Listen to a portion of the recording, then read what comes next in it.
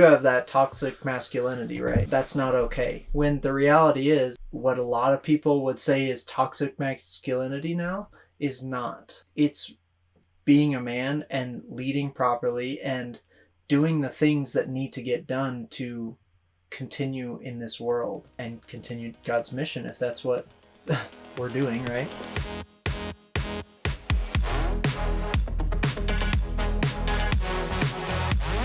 It's a new week, new podcast.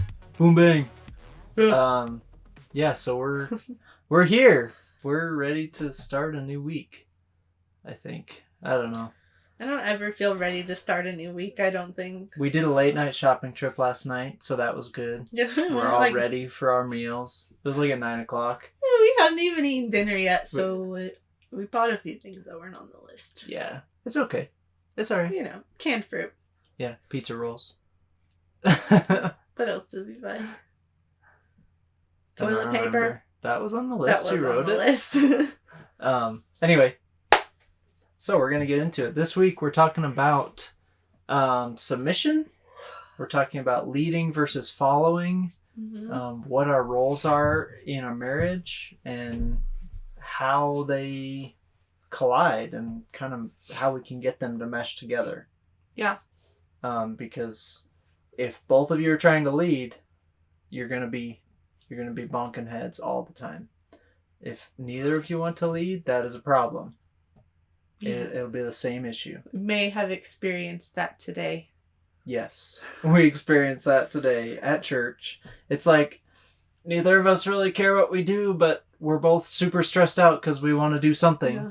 A decision couldn't be made because neither of us were willing to take the initiative to lead. Yep.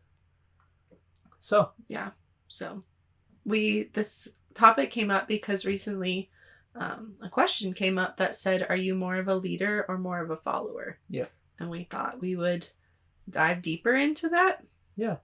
It's a fun idea because most people think, well, there's born leaders and there's born followers, but you're either one or the other. Yeah. I think throughout our life, we all can have a more of a leadership role and more of a follower role. Mm-hmm. And in the marriage relationship, we each have our job that's divinely appointed. Right? Yeah. Yeah. So, yeah. You want to share what that is? What our divinely appointed jobs are? Well, first, I want to go back a little bit. Yeah, go ahead. Where we say a lot of people think you're either born a leader or born a follower, and it's one or the other. I don't think that's true. I think it is very healthy and beneficial to do both and to know when you need to do both. Yes. Well, not both at the same time. One or the other. Yeah, good leaders know what to expect from a good follower. Yeah. Right. And they know how to be a good follower when they need to be. They don't need to be in control of every single little thing that ever happens because they're a leader. Exactly.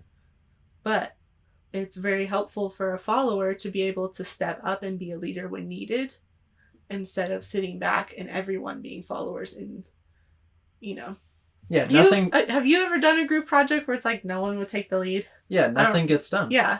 Yeah. And so being able to know, I think a lot of that comes down to, self-confidence, too. Not that followers don't have any self-confidence, but you need the confidence in yourself in order to step up. Especially if you're more leaning towards a follower, it's going to take more effort for you to stand up and be a leader. Yes. And so learning to have that confidence in yourself and know know your strengths and know your weaknesses is... For sure. Yeah. It's okay to have strengths. It's okay to have weaknesses. That's what we all have. But to know in this moment, this is really my strength and I need to step up and lead it. Or I really don't know much about this, so I'm going to be humble and step back and let someone else who knows more about it lead it instead of I need to be in control all the time because it makes me feel better. Yeah. Yeah. A leader doesn't lead for their own benefit. Yeah. Which is not how our society runs. No, because people are inherently selfish. Yep. Every person. Yeah. So I know that's why people hate their bosses, because most managers and bosses at in the workplace, um, it's gotten to a point where they have pulled away this idea of um, doing the work for the customers, but ultimately for the employees, right? yeah. Yeah. And if you want to look at like the perfect example, you look at Jesus. He was such a great leader, and I think part of what made him such a great leader is because um, he was never going to make someone do something that he wasn't willing to do himself. I mean, that's the point of Yes. him coming down to earth and living out like a human life. He's Yeah. God. He didn't need to do that. Like, he could have snapped his fingers and it's like, It's all is good. forgiven. We're Yeah. good.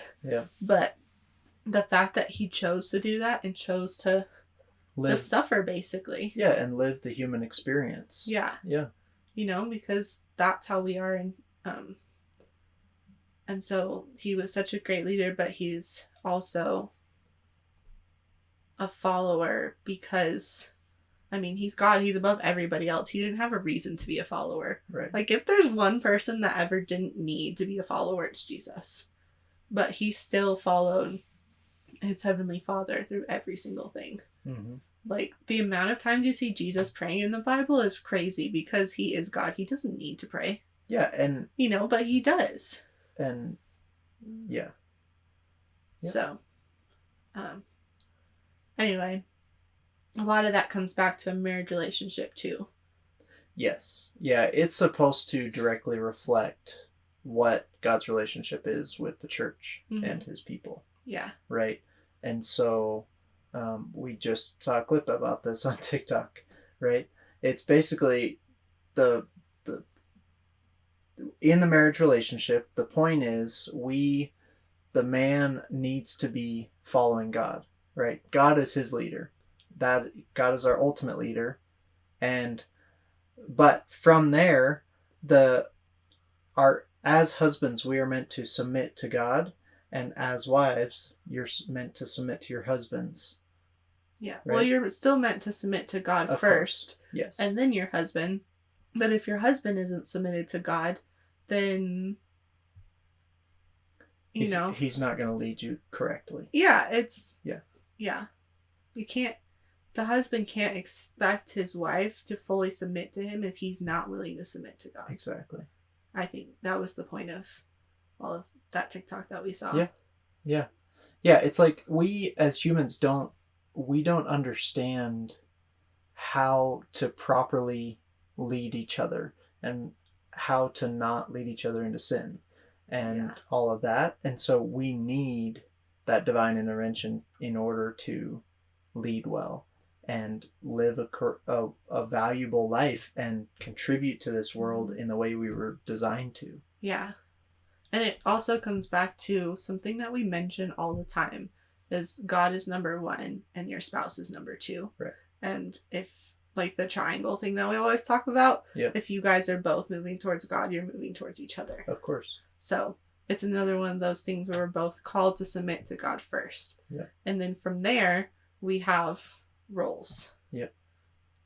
And these roles have been really messed up in our society these days because of the, I don't want to say the feminist movement, but it's the strong women coming up and like, oh, we can do this ourselves, right? And what has happened with that is they've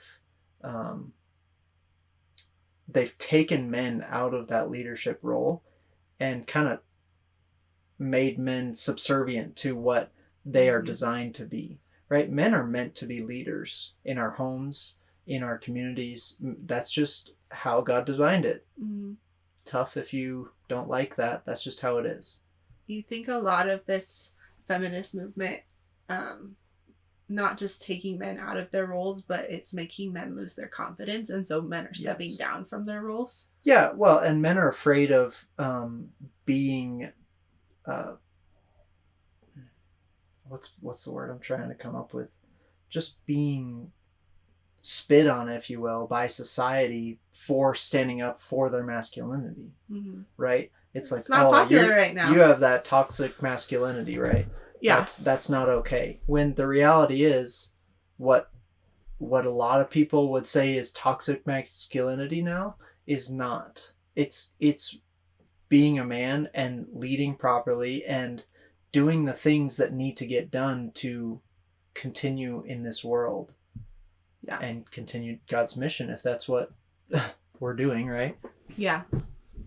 I would go as far and as bold to say that not everything in marriage is like there's an answer. Like some couples do it one way, some couples do it another way, and that's just because there's different people in different relationships. But there are a few things that it's like, I will tell you that this is the correct way to do it. Yes. And all other ways are wrong. And this is one of those things. Yeah, this is the correct way. Yeah. And now let's go back to just a marriage relationship, right? So when you read in the Bible, wives submit to your husbands, right? That turns a lot of people off, a lot of women off. The word like, submit is a so touchy word. You want me to be a servant? You want me to be, but what those people don't understand is a man is meant to serve his wife and lead her properly, and the wife is meant to have a certain amount of trust with her husband and trust that he's going to be leading them properly. Mm-hmm. Does that make sense? It's not. That's the whole point of the submission. It's not. The point is to keep the power and balance so that the wife understands that the husband his job is to lead. He's been designed to lead his family. Yeah. Right? And so if he's looking to God for the answers, God will give him the answers to then lead his family well. Mm-hmm.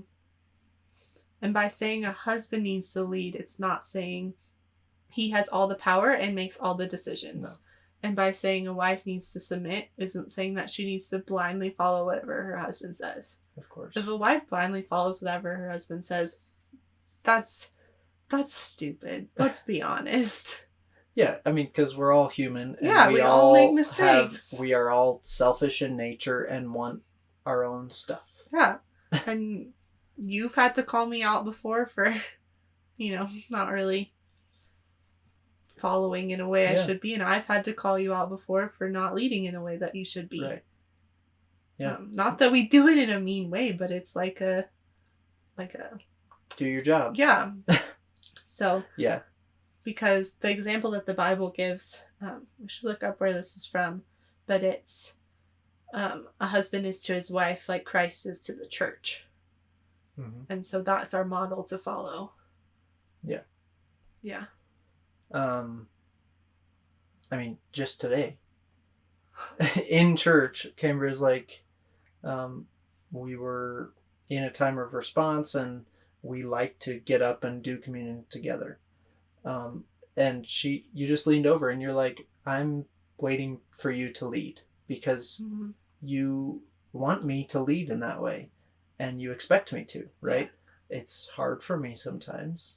Yeah. And I'm still learning how to do that properly. Mm-hmm. But I love that you choose to especially express that to me. Like, I'm going to wait for you to lead us because it then puts that pressure on me. Like, I got to step my game up and do this correctly. Yeah. And I'm not saying it to be malicious. No. Saying, dude, you got to step up your game. Right. No. I'm saying it as a way of communicating so we're on the same page. Right. Because in that moment, it was like there were people, you get up and you go grab your own communion and come back. Yeah. And there were people moving all around us. And sometimes the lines are really long and you're like, I just want to wait a bit. And it just gets a little confusing. And so I felt like in the moment, I need to communicate to you. I'm just waiting for you. I'm waiting for you to lead. Make that call. Because otherwise I'm going to get super stressed and overwhelmed and be like, should we go now? Should we go now? Should we go now? And you're like, no. And you just keep shutting me down. Yep. Or I can just get up and do it myself. But that doesn't, how do I want to say that? Me just getting up and just doing it myself without you doesn't feel like we're connected. Right. And so that was my way of communicating in a kind way. Yeah. Letting you know, I'm expecting you to be in charge of this one is a little thing. One little thing. Mm-hmm. And I want you to know what I'm expecting. So, because missed expectations are one of the biggest things that cause conflict. Yes. And so, because... At least for us. Well, I've noticed it just in people. Yeah. Especially like when we were living with John and Kirsten, your brother and his wife. I think that was the biggest thing that caused conflict when we were living there, is because of expectations that weren't communicated. Mm-hmm. And so that's my way of communicating my expectations, so you know them and I know them, and I won't get frustrated and be like, why are you frustrated? And not, it's because I expected something that I didn't even tell you. Yeah. I can't expect you to do something if I'm not willing to communicate it to you. That makes sense. So, yeah. I wanted to go back a little bit. I had a thought when you were talking about finances, because finances are a big place where there has to be a clear direction. Mm-hmm. And we have to be making these decisions together. Yeah. I would say that men need to, like, even if your wife does all your finances, right? Because some wives, they are just more naturally gifted at that. Yeah. I would say men need to choose to assert themselves and learn how finances work and how to budget well and how to do all of that Mm-hmm. in order to make good decisions for your family, right? Yeah. Because while, yes, that dynamic certainly works for some people where the wife takes care of the finances and the husband just checks in with her and makes sure things are okay. Yeah. But I think that can actually, if mistreated, that can take the husband out of a leadership role, because finances are huge in this day and age, right? Yeah. It's like money makes the world go round. It continues to be that way. Yeah. And so if the husband is not willing to put in the effort to understand where all of our money's going, what money's coming in, how all of that works, it puts him at a disadvantage in order to lead his family well, because he's missing information. Yeah. Does that make sense? It does make sense. I also think it's very beneficial for both sides of the party to just be on the same page and understanding of where the finances are. At least have some understanding. Yeah. Better steward our finances to the best of our abilities. Mm-hmm. If you don't know anything about them, you're just spending money you don't know about. And that's not healthy. Yeah. But, yeah. Yeah, I just felt like I needed to put that in because you trust me a lot with our money. Yeah. Right? You're like, hey, I made this money. Here you go. I handed you a whole stack of bills yesterday. I was and like, it's like, you have this deep trust in me, and if I was irresponsible with it, it would put us in a really bad situation. But, and I love that you, because of our situation and how you transferred from basically directly from your parents to me, as far as a lot of your finances, mm-hmm. you have a lot of trust in me because you've never had to deal with it on your own. Mm-hmm. And not everyone has those circumstances. But my point is, I really appreciate that you trust me, but you also have expressed, I would like to know more about our money. And we've sat down and talked about it, which has been good. So having some idea, but I think as a man in a house, it's really important to actually really have a good understanding of how money works. Mm-hmm. I also think you said something a little further back. You said, I think you were talking about the finances, where you said you need to have an understanding so you can better make the decisions. And I just want to add in there that just because a man is put in a leadership role does not mean he just gets to make all the decisions. No. That's why we're a team, and why there's a husband and a wife, is because we need to work through things together. We're a team, like I just said. So it's not that your job is to make every single decision. It's your job is to make sure the decisions are made and bring us together as a unit in order to make those decisions. Like we'll talk about decisions, we'll make them together. Yeah.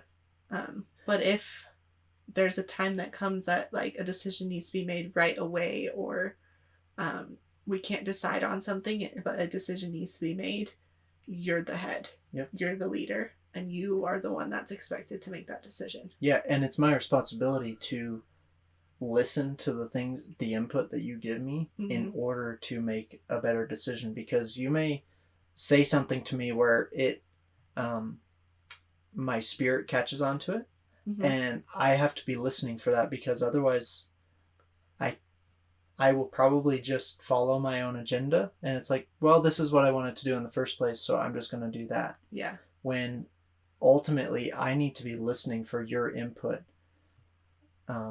so that I can make the best decision for our family. Yeah. This isn't about me or you. This is about our whole family, our future, and our community around us, right? It's like all of those things have to be weighed in. Yeah. Yeah. I've also realized from experience that when I do let myself blindly follow you, it doesn't end well. And that's also happened at church, where I wait for you to make a decision and I don't give any of my own input. And my spirit's pulling me to something different, but I'm just blindly saying, whatever you want, you're in control. Yep. And we walk out and we don't go talk to those people that I feel like we really needed to talk to. Right. Because I'm blindly following you.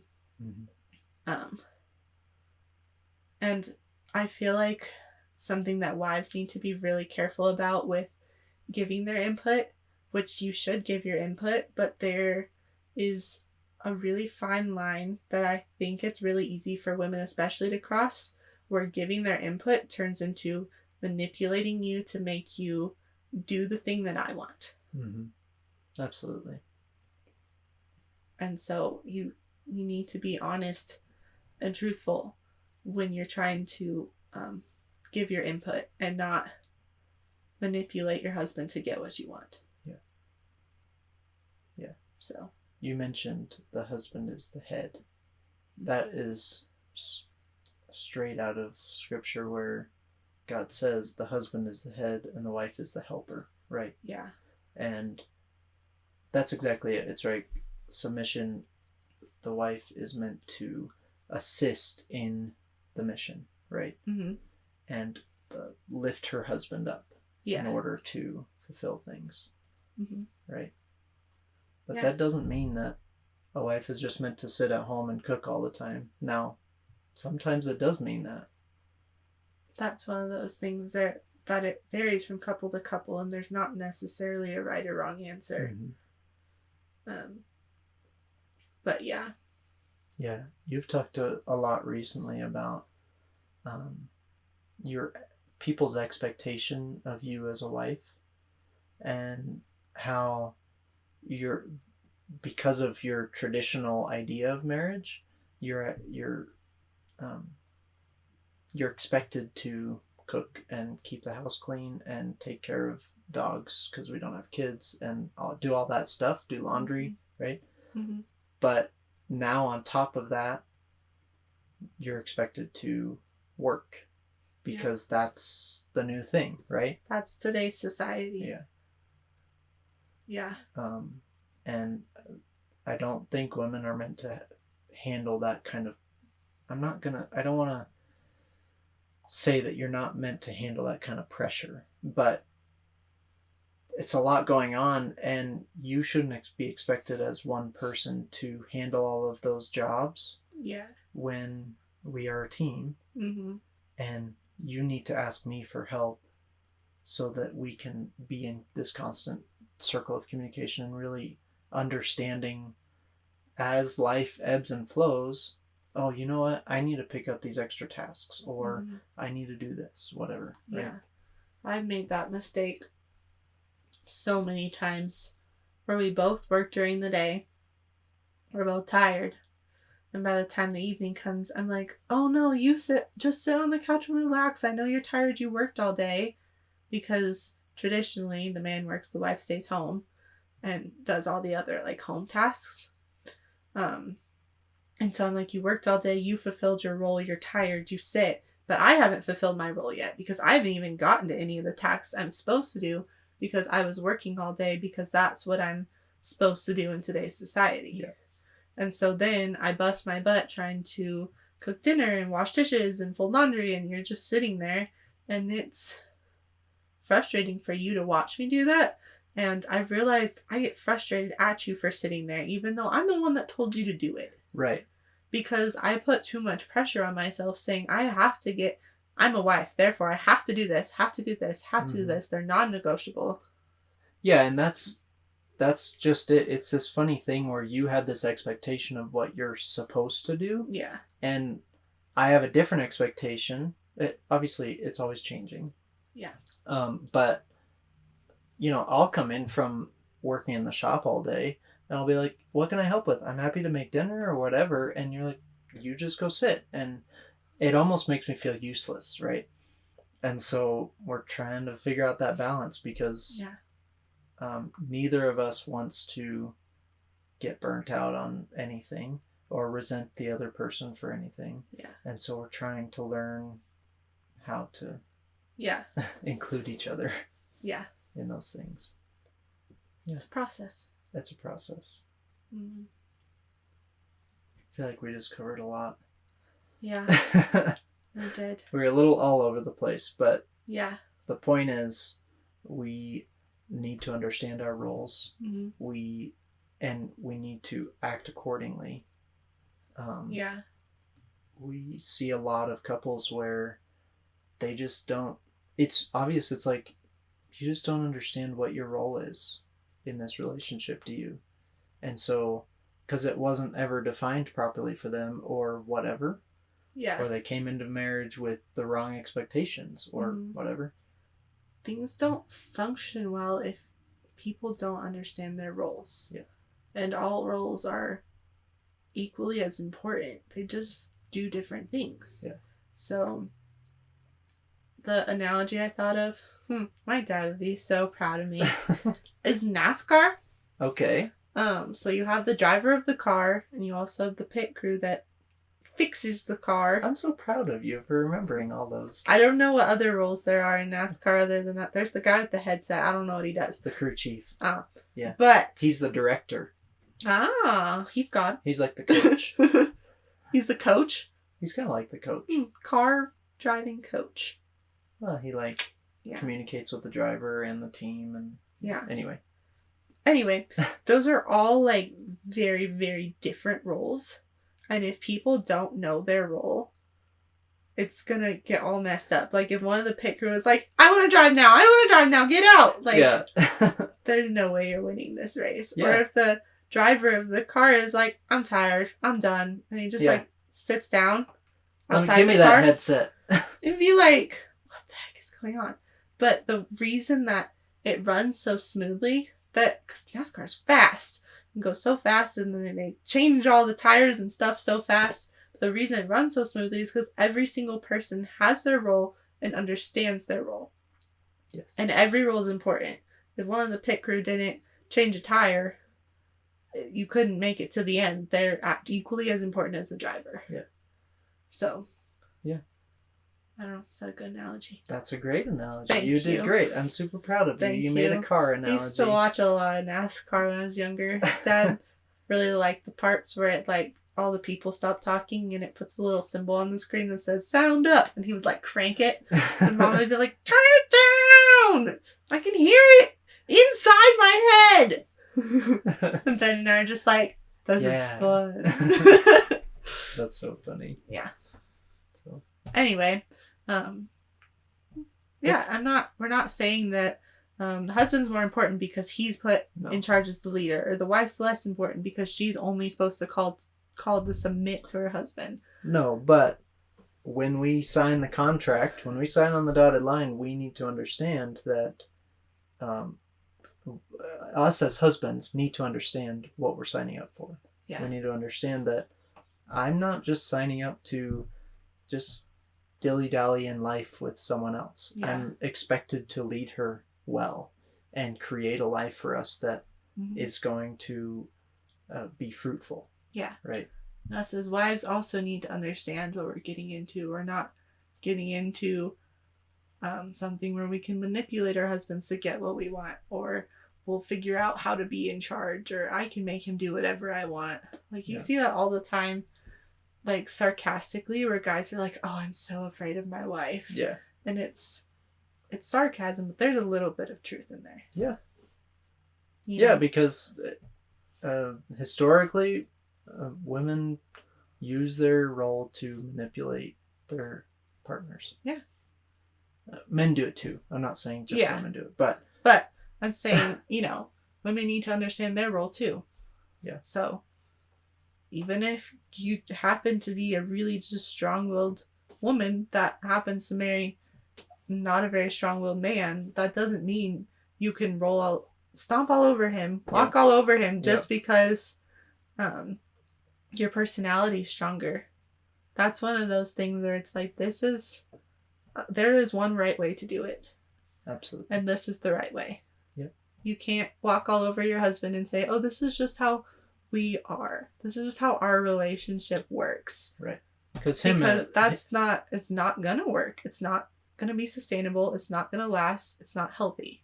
Him as a man is not going to react well to being manipulated and walked on and undermined. Yeah. But it's something where both parties, like, the woman has to realize and step back, and the man has to realize and step up. Exactly. Because if just one of them does that, there's still gonna be conflict. Yeah. I agree. Yeah. That's great. Thanks. I think we covered it pretty well. Yeah. I think we should probably do a whole nother podcast just on, like, the word submit. Yeah, we may need to. I don't feel like we really hit it as Maybe deep as I want to, but I don't really feel like there's time. Yeah. That's okay. It's a touchy subject in today's culture. Yes. I should just keep saying it. Submit. Submit. Submit. It's used you incorrectly. Girls cringing. All the women are like, stop saying that word. Yeah. Not gonna stop. So, what we want from couples listening or people listening, look into your own marriage, look into your own relationship, and really think about, am I performing my role? Yes. And look into yourself. Yes. Not your partner. Yeah, this isn't to criticize your partner and say, you're not leading well. Yeah. Right? You need to look at yourself and say, am I doing my role well? Because there's nothing I can do to change you. Right. So don't sit there and go, oh, is my husband doing his role well? Like, yeah, I was just talking about this earlier. How women are always like, oh, men need to be doing this. Men need to be leading. Men need to be whatever. And it's like, honey, have you taken a look at yourself first? Yep. Yeah. It's like it says it I need to learn references for the Bible. Yeah, I know. Because I'm always like, it says it in the Bible somewhere, but I don't know where. The whole, like, why are you pointing out a speck in your neighbor's eye when there's a whole log in your own? Oh, yeah. I feel like it's like that too. Where it's like, you need to deal with your own issues and look at yourself and how you can be a better wife or you can be a better husband. Yeah. And then when you get to the point where you're perfect, which, spoiler alert, you will never get there. Because none of us are perfect. But good try. But if you do happen to get to the point where you're perfectly perfect, then you can start telling your husband how he can do better. But that's not actually going to happen, so don't put your hope in that. Yeah. Yeah. It's two-sided. Men really need to look into themselves and understand, you know what, I thought I was leading because I bring home the paycheck, but I'm not. And I need to step up my game. Yeah. Yeah. For sure. Okay. Boom bang. That's it. Yeah. We're going to call it. Yeah. Okay. Any last words? I don't think so.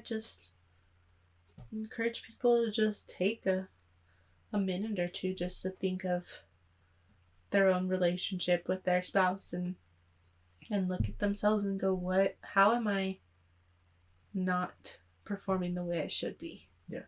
Or what do I need to do to better support my husband? Or what do I need to do to better lead my wife? Yeah.